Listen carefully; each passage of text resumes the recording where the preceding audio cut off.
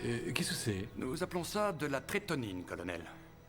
La trétonine nous permet d'avoir une barrière immunitaire absolument sans faille. Comme beaucoup de médicaments, la trétonine peut avoir de légers effets secondaires, mais je vous assure que ses avantages dépassent de loin les inconvénients qu'elle peut avoir. Pouvez-vous nous en dire plus sur ces effets secondaires? Ils dépendent des individus. Pour la plupart des patients, il n'y a pas de réaction notable.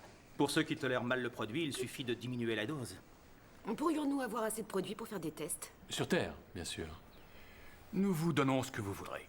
On nous a pas tout dit au sujet de ce qu'on appelle la trétonine. Ça m'ennuie de vous dire ça, mais les Pangaris ont très largement minimisé les effets secondaires de leurs produits. Est-ce que j'ai l'air étonné? À première vue, la trétonine semble guérir toutes les maladies. Seulement son utilisation pose plus de problèmes qu'elle n'en résout. C'est-à-dire?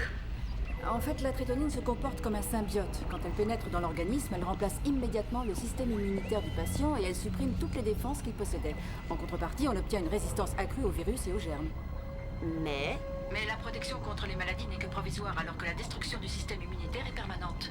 Donc, une fois qu'on commence à en prendre, il faut continuer toute sa vie. Nous cherchions à imiter ce système immunitaire si parfait qu'il paraissait presque les rendre immortels. Et après 3 décennies d'essais infructueux, nous avons fini par découvrir la trétonine. Au début, tout le monde parlait de miracle.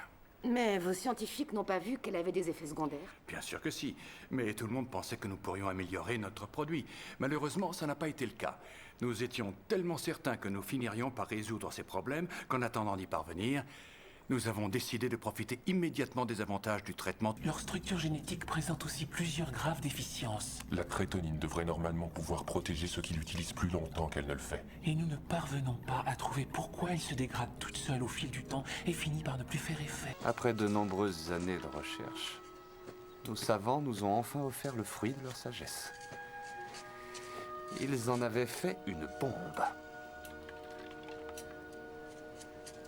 C'est à ce moment-là que j'ai décidé de partir.